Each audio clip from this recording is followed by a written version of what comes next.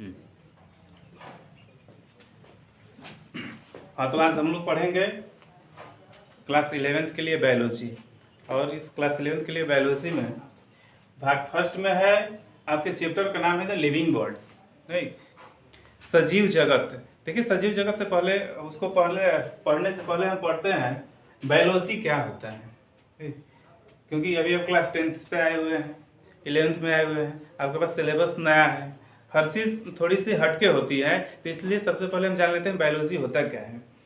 इसको हिंदी में बोलते हैं जंतु विज्ञान।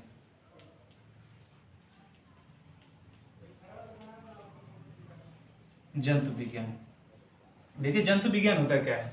जंतु विज्ञान का मतलब होता है कि यह विज्ञान की वह शाखा है जिसके अंतर्गत हम जीवधारियों का अध्ययन करते हैं, उसको कहते हैं जंतु विज्ञान। यहाँ लिख लेंगे कि विज्ञान की वह शाखा,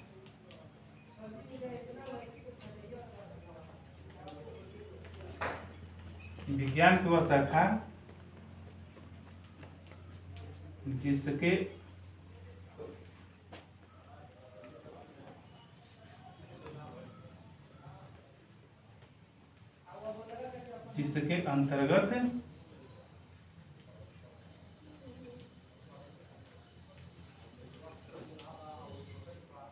जीवधारियों का अध्ययन किया जाता है, जीव विज्ञान या जंतु विज्ञान कहलाता है।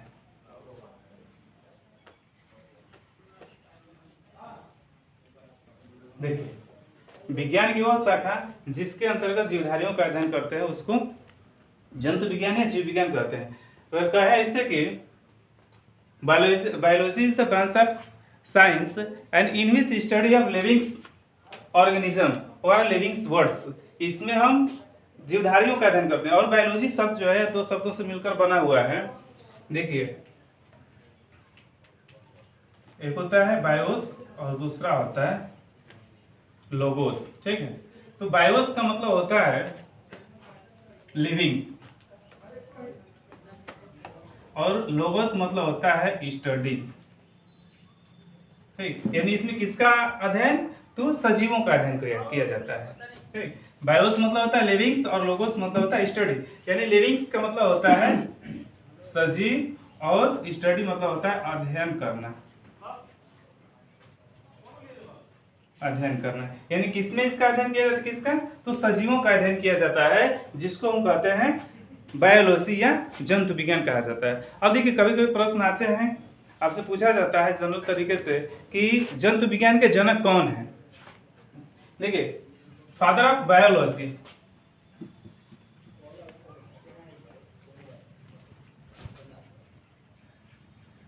जंतु विज्ञान के जनक कौन है, तो अरस्तु। अरस्तु को एरिस्टोटल कहा जाता है, ठीक है। अरस्तु को एरिस्टोटल कहते हैं। अब हमको पढ़ना होता है इसमें बायोलॉजी में, यानी जंतु विज्ञान में इसके दो शाखाओं को पढ़ना होता है। तो शाखाएं कौन कौन सी होती हैं,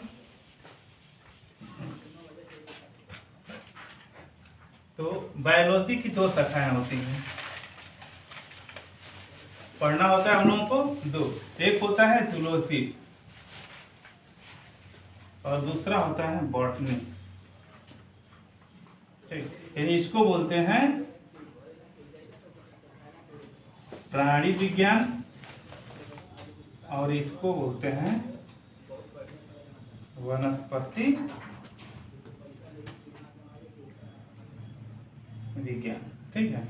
देखिए, बायोलॉजी के अंतर्गत दो शाखाएं इसकी पढ़ी जाती हैं, एक होता है जूलॉजी, दूसरा होता है बॉटनी।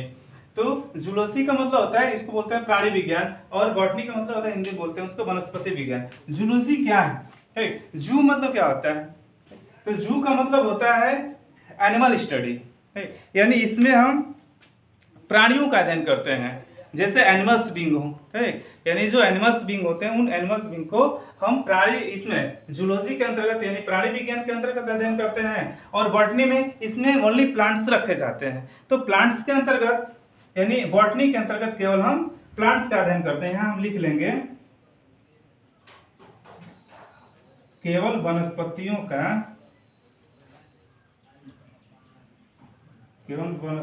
का अध्ययन, ठीक है, केवल वनस्पतियों का अध्ययन, और इसमें केवल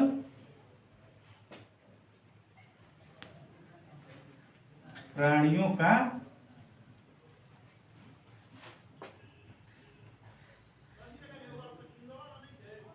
अध्ययन, ठीक है। इसमें जूलॉजी के अंतर्गत केवल प्राणियों का अध्ययन किया जाता है, यानी अब जूलॉजी की परिभाषा अगर दी जाए तो कहा जाएगा कि zoology is the branch of biology and in which study of only animals being.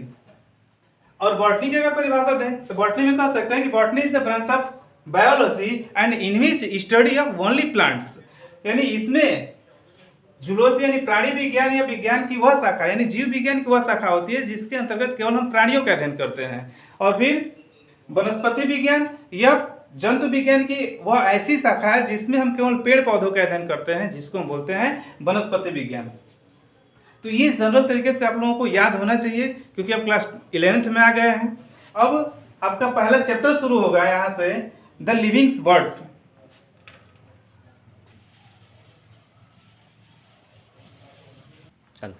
देखिए अभी आप लोगों ने बायोलॉजी का इंट्रो पढ़ा, उसका परिचय क्या होता है, बायोलॉजी कहते किसे हैं, बायोलॉजी के जनक कौन है। देखिए एक चीज हम बताना भूल गए कि कभी कभी एग्जाम में प्रश्न बन के आते हैं कि बॉटनी के जनक कौन है, जूलॉजी के जनक कौन है, तो इसको थोड़ा सा 1 मिनट देख लेते हैं।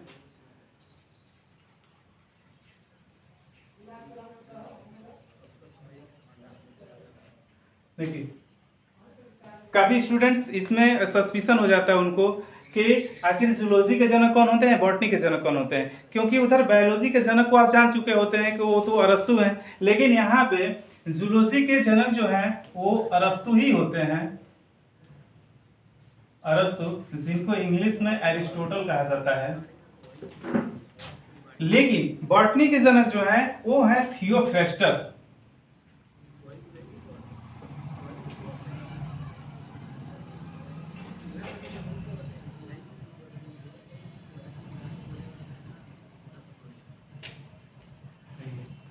ठीक है, जूलॉजी के जनक कौन है तो एरिस्टोटल साहब हैं, अरस्तु हैं, और बॉटनी के जनक कौन है तो वो थियोफ्रेस्टस हैं। ये आप ध्यान रखिएगा कि बायोलॉजी के जनक और जूलॉजी के जनक ये दोनों जनक जो हैं एक ही हैं, अरस्तु। लेकिन यहाँ अगर वनस्पति विज्ञान की बात की जाए, अगर वनस्पति विज्ञान में चला जाए, पेड़ पौधों के बारे में स्टडी की जाए, तो वहाँ उनका जो वो फादर्स होते हैं, उनके जो जनक हैं वो थियोफ्रेस्टस होते हैं। अब आपके सिलेबस का चैप्टर शुरू किया जाएगा और आपके सिलेबस का चैप्टर है द लिविंग बर्ड्स, सजीव जगत।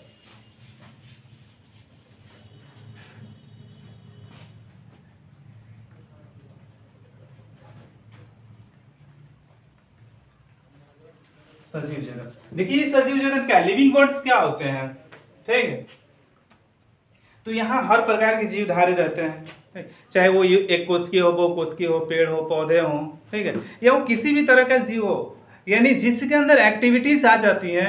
एक्टिविटीज का मतलब उसके अंदर चेतना हो, यानी वो रिस्पायरेशन कर सके, वो किसी से बात कर सके, या फिर ग्रोथ हो, उसके अंदर रिप्रोडक्शन हो, मेटाबॉलिज्म हो, ये सभी जिसके अंदर ये एक्टिविटीज हैं इनको हम बोलते हैं लिविंग्स, यानी हिंदी में कहा जाता है सजीव। सजीव।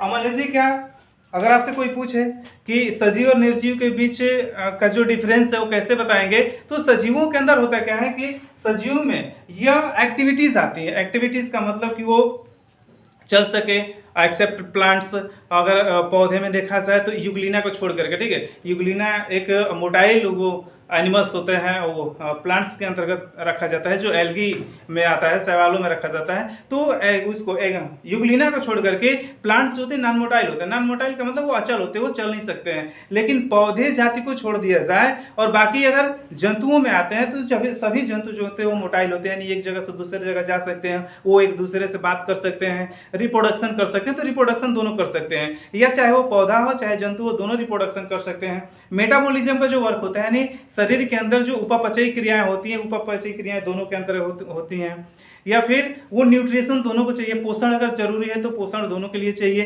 तो इसमें पहला स्टेप आपको पढ़ना होता है सजीवों में, ठीक है। सजीव क्या है, ठीक। तो अगर सजीव का डिफिनीशन अगर आपको बताना हो तो कहेंगे कि जिसके अंदर चेतना हो, ठीक। ऐसे जीव जिसमें चेतना हो वो सजीव कहलाती हैं, लेकिन इनके कुछ अपने लक्षण होते हैं, जिसको कहा जाता है कैरेक्टरिस्टिक ऑफ लिविंग वर्ड्स।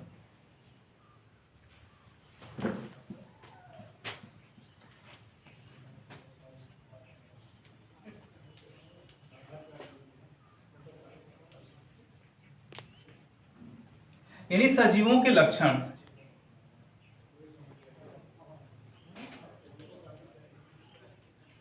सजीव जगत के लक्षण। देखिए सजीव जगत के लक्षण में होता है क्या है, पहला होता है इसका ग्रोथ,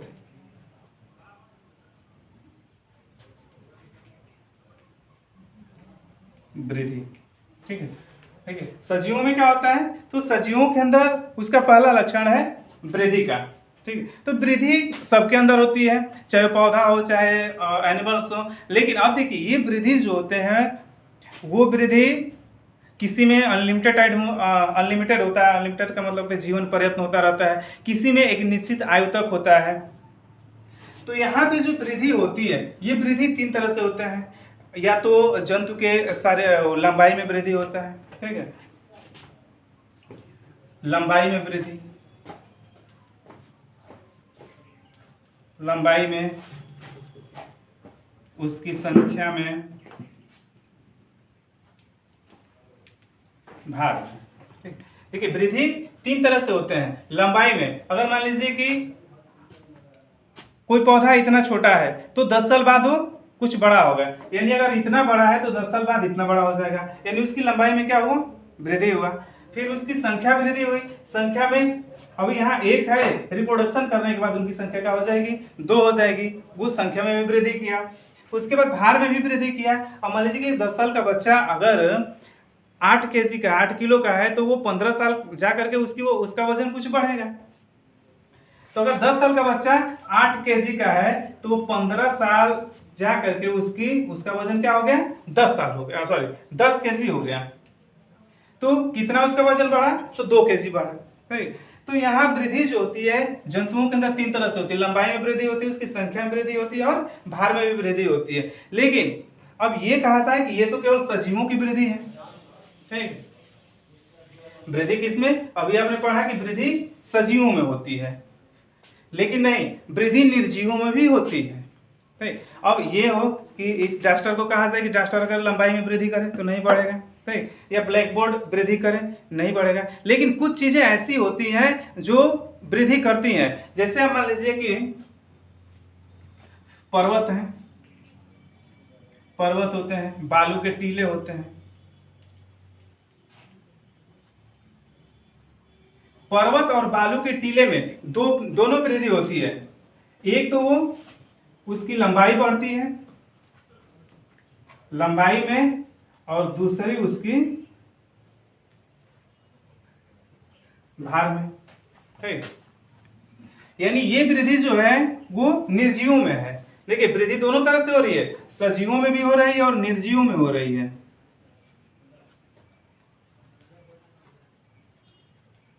सजीव और निर्जीव दोनों में हो रही है, लेकिन सजीवों की वृद्धि थोड़ी सी अलग टाइप की है, और निर्जीवों की वृद्धि में जैसे पर्वत है, बालू के टीले हैं, तो पर्वत अगर बहुत ज्यादा दिन का हो तो उसके ऊपर धूल मिट्टी के कण जाकर के जमा होते हैं, और जमा होने के कारण उनका जो लंबाई होता है वो क्या होता है, वृद्धि कर जाता है। जैसे अगर कोई पर्वत अगर इतना बड़ा है तो 10 साल बाद वो धूल मिट्टी के कण जमा होने के कारण क्या हो गया, और थोड़ा सा बड़ा हो गया, ठीक है।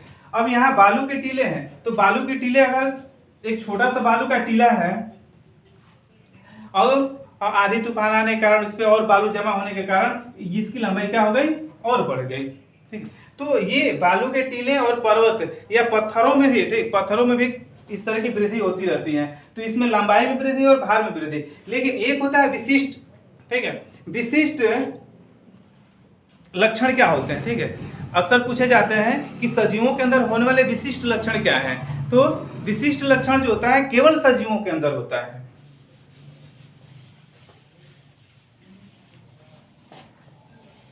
ये तो इसके लक्षण है, लेकिन एक होता है विशिष्ट लक्षण।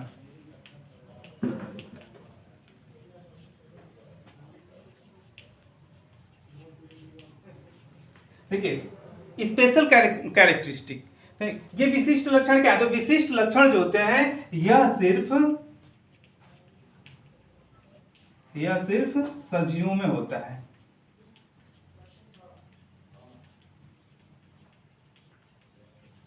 ठीक है, विशिष्ट लक्षण किसमें होते हैं? तो यह सिर्फ सजीव में होता है, ये निर्जीवों में नहीं होता है। जैसे पीछे पर्वत में हो रहा था, चाहे बालू के टीले में हो रहे थे, यह वो विशिष्ट लक्षण नहीं है। तो वृद्धि एक प्रकार से कहें तो यह एक विशिष्ट लक्षण नहीं है। इसलिए नहीं है क्योंकि यह दोनों में हो रही है, लिविंग और नॉन लिविंग, यानी निर्जीव और सजीव दोनों के अंदर हो रही है। इसलिए ये वृद्धि जो है, वृद्धि एक विशिष्ट लक्षण नहीं है। अब दूसरा स्टेप आता है इसमें रिप्रोडक्शन का। रिप्रोडक्शन हिंदी में बोलते हैं इसको जनन। देखिए रिप्रोडक्शन होता क्या है, जनन किसे कहते हैं? तो जनन का मतलब होता है कि जब कोई जीव अपने जैसे संतान उत्पन्न करने की क्षमता रखता हो। ठीक है, यानी जीवों का ऐसा लक्षण जो अपने जैसे संतान उत्पन्न करने की क्षमता रखते हैं, ऐसे लक्षण को जनन कहा जाता है, रिप्रोडक्शन कहा जाता है। अब ये रिप्रोडक्शन जो होते हैं, जनन जो होते हैं, दो प्रकार से होते हैं। एक होता है अलैंगिक जनन और दूसरा होता है लैंगिक जनन।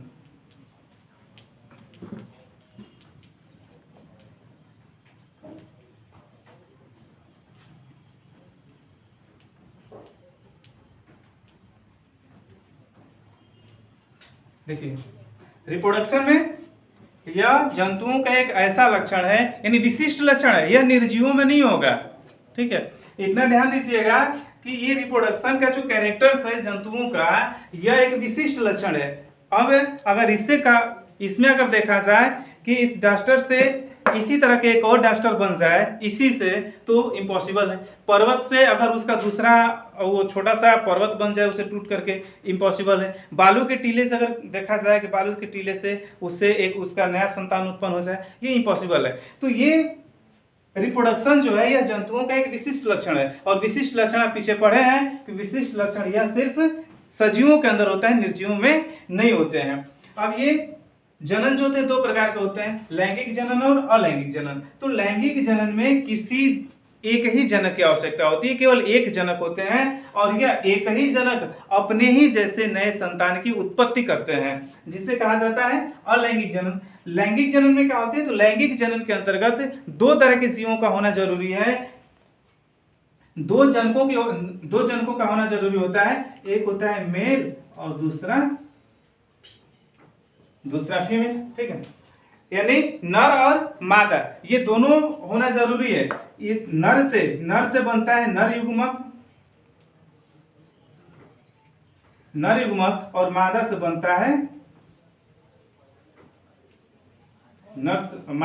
है मादा युग्मक। ठीक है, अब देखिए ये नर युग्मक और मादा युग्मक में, लेकिन अब नर युग्मक जो होता है ये नर युग्मक शुक्राणु बनाता है, ये शुक्राणु बनाता है और ये अंडाणु बनाता है। अब शुक्राणु और अंडाणु के परस्पर संयोग से, ठीक है, जब शुक्राणु और अंडाणु का परस्पर संयोग होता है तो यहाँ युग्मनस का निर्माण होता है। युग्मनस का निर्माण होता है जिसे इंग्लिश में बोलते हैं जाइगोट। ठीक, यहाँ जाइगोट का निर्माण हुआ, यानी एक शिशु का यहाँ निर्माण होता है। तो ये रिप्रोडक्शन जो होते हैं लैंगिक के होते हैं। और अलैंगिक वाले, अलैंगिक में इसमें केवल एक ही जनक की आवश्यकता होती है। जैसे इसको थोड़ा सा देख लेते हैं।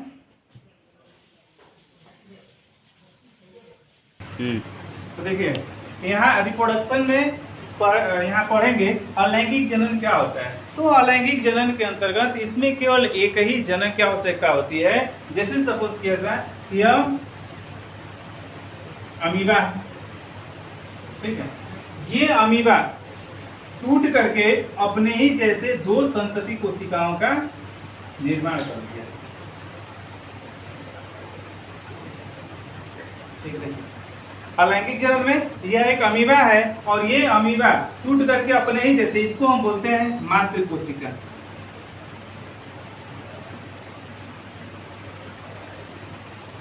मातृ कोशिका इंग्लिश में कहते हैं इसको पेरेंट सेल, ठीक है, या मदर सेल। देखिए ये पेरेंट सेल जो होते हैं मातृ कोशिका से, यह टूटने के बाद, ठीक है, जब यह कोशिकाएं टूटती हैं तो टूटने के बाद अपने ही जैसे दो संतति कोशिकाओं का निर्माण करती है।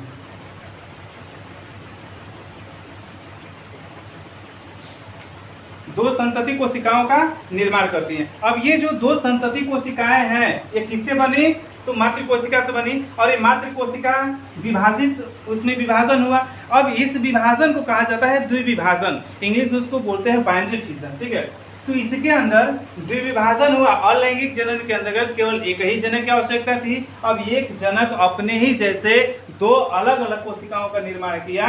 अब ये विभाजन जो हुआ, इस तरह के विभाजन को हम बोलते हैं द्विविभाजन। तो इस तरह के विभाजन जैसे अमीबा है, पैरामीशियम है, युग्लिना है, या फिर अगर शैवालों की तरफ चला जाए तो उसमें कुछ शैवालों में फ्रेगमेंटेशन होता है जिसको बोला जाता है खंडी भवन, ठीक है। तो फ्रेगमेंटेशन जैसे स्पायरोगायरा है, चाहे यूलोथ्रिक्स है, तो इसके अंतर्गत ये उसमें कोशिकाएं उसकी ब्रेक कर जाती हैं, टूटती हैं, और प्रत्येक टूटे हुए भाग से नए नए कोशिकाओं का निर्माण हो जाता है। या फिर हाइड्रा, पिछले क्लासों में, क्लास 10th में आप हाइड्रा को पढ़े होंगे, ईस्ट को पढ़े होंगे, क्लास 9th में पढ़े होंगे, तो उसमें हाइड्रा जो होता है, हाइड्रा की जो बॉडी होती है आउट ऑफ ग्रोथ कर जाती है। यानी अगर ये हाइड्रा की बॉडी है तो ये आउट ऑफ ग्रोथ कर रही है। आउट ऑफ ग्रोथ का मतलब कि यह इसकी बॉडी बाहर से कहीं फूल जाती है, और ये फूला हुआ भाग बर्ड कहलाता है, बर्ड कहलाता है। अब ये बर्ड जो होते परिपक्व होने के बाद टूटता है और मातृ कोशिका से अलग होकर के एक नया हाइड्रा तैयार कर लेता है। या फिर ईस्ट होते हैं, ईस्ट होता है, तो ईस्ट के ऊपर ये चैन जैसी संरचना बन जाती है, श्रृंखलाएं बन जाती हैं। अब ये चैन जैसा संरचना बर्ड कहलाता है। अब ये बर्ड टूट करके जब परिपक्व होते हैं तो टूटने के बाद यह अपने मातृ कोशिका से अलग होता है और फिर नया ईस्ट का निर्माण कर जाता है। उसी तरह से और भी कुछ जीवधारी हैं जिनके अंदर ये अलैंगिक जनन होते हैं, और अलैंगिक जनन में यह केवल एक ही लिंग की आवश्यकता होती है, इसमें किसी लिंगों की जरूरत नहीं होती है कि एक मेल चाहिए, एक फीमेल चाहिए, फिर दोनों के अंदर कंजुगेशन होगा, कंजुगेशन के बाद वो फिर संतान उत्पन्न करेंगे। ऐसा प्रोसेस इसमें नहीं होता है। इसमें केवल एक ही प्रोसेस होता है कि एक जनक उसमें आइडेंटिफाई नहीं हो पाता है, उसकी पहचान नहीं हो पाती है कि कौन मेल है या फीमेल है। तो इसमें केवल एक ही जनक अपने ही जैसे दो और कोशिकाओं का निर्माण करते हैं, यानी और संतति कोशिका, या कह लेंगे कि और दो संतान उत्पन्न करता है, जिसको बोला जाता है अलैंगिक जनन। देखिए बाकी के अभी पीछे आप पढ़े ही हैं लैंगिक जनन से, लैंगिक जनन क्या होता है। फिर अब अगला स्टेप आता है इसमें आपका मेटाबॉलिज्म, तीसरा स्टेप आता है मेटाबॉलिज्म। तो ये मेटाबॉलिज्म वाला जो मेटाबॉलिज्म वाला वो, तो अब ये तीसरा स्टेप जो है उसका मेटाबॉलिज्म का है, और ये मेटाबॉलिज्म आपको अगले वीडियो में मिलेगी। तब तक के लिए आई होप कि आप सब लोगों को समझ में आ गया होगा। अगर जिसको नहीं समझ में आया होगा एक बार कमेंट बॉक्स में जरूर कमेंट करके पूछिएगा। तब तक के लिए धन्यवाद।